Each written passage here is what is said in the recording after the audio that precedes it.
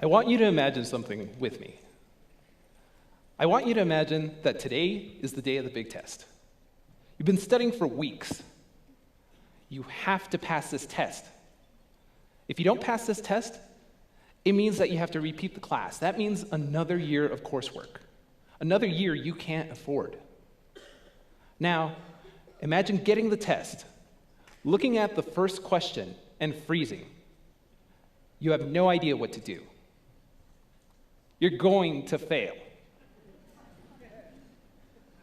Now, for a lot of us, we don't have to envision this.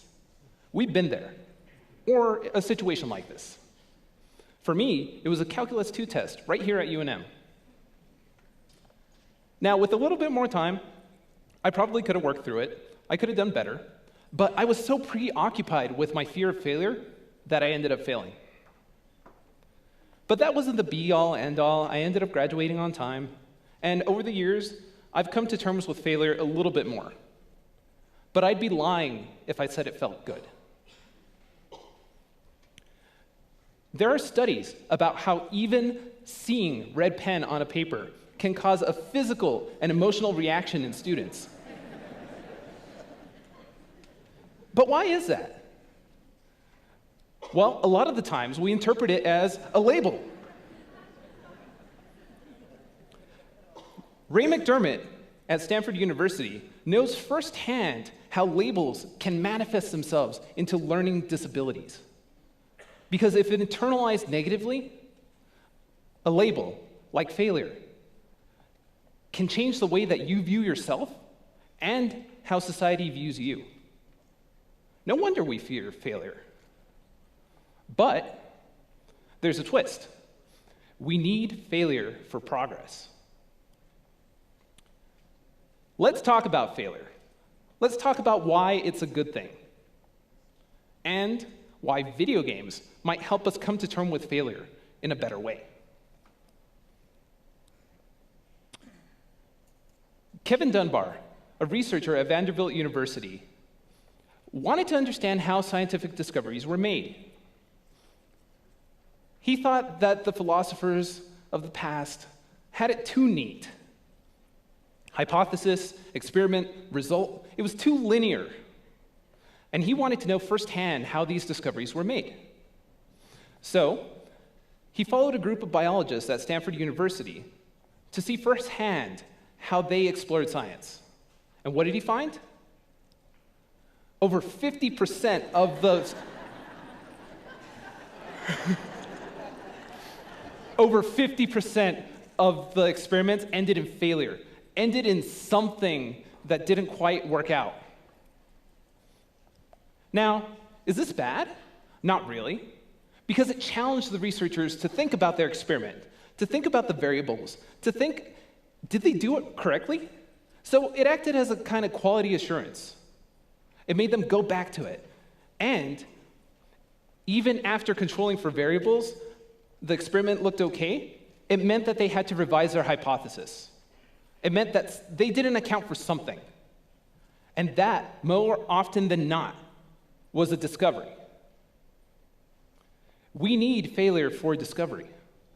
Without failure, without unexpected outcomes, we wouldn't have Post-its. Without failure, we wouldn't have safety glass. Without failure, we wouldn't have evidence of the Big Bang. But if failure's so good, how can we be better about failure? How about video games? We have a complex relationship with video games. There's a lot of failure in video games. And game scholar Jesper Juhl wanted to study this complex relationship.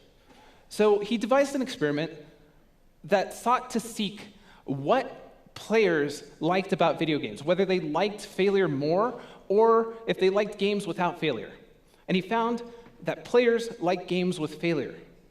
Even if everything went wrong, at least you had a story at the end of it.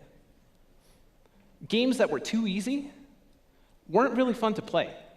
This is why games like tic-tac-toe get boring, because after a while, you know every move that you can make.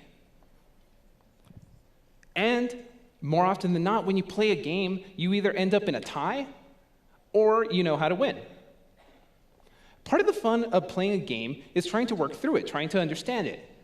And something interesting happens if that game is built on top of a simulation of something that happens in the real world. My favorite example of this out there right now is the Kerbal Space Program. In the Kerbal Space Program, players are challenged to make a rocket that will take them from the Earth to the moon and beyond. They don't have to be rocket scientists. They don't have to have a degree in astrophysics. They don't need prior experience. They can just build rockets. And this goes about as well as you'd expect. More often than not, a player's creation explodes on the platform. They don't make it close to the moon. But something interesting happens. They try again. They think about what happened, what went wrong with their rocket. They change something, and they get a little bit further every time. In essence, they're failing their way to the moon. And they're learning a lot about science while they're doing it. This caught the attention of NASA, who's now partnering with the Kerbal Space Program to produce educational content. I think this is great. We need more places like Kerbal Space Program. We need places where we can fail, where we can experiment, and where we can learn. Now, you would think that educational games would get this. You would think that they would embrace failure because it's such a big part of video games. But a lot of the time, educational games are more obsessed with assessment. They want to know if you got something right or wrong, and this usually makes the gameplay into a multiple choice questionnaire. Did you get the right answer? Did you not get the right answer? I love educational video games, but I think they're much better when they're science experiments, when there's something that you have to work through, rather than just assessments. Learning is messy. The path from point A to point B isn't always a straight line. And it doesn't have to be. You're learning. There's bound to be places where you're going to fail.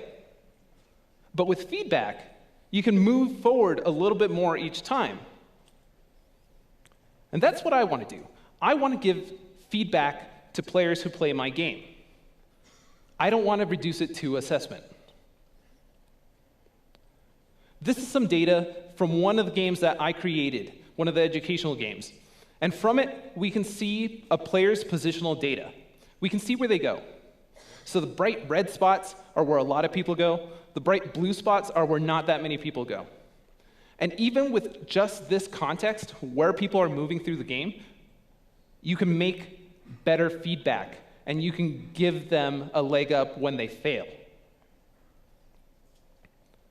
I'm hoping that this method and other methods like this will encourage educational games to open up a bit more, to be more about exploration, to be more about experimentation, rather than just multiple choice questions.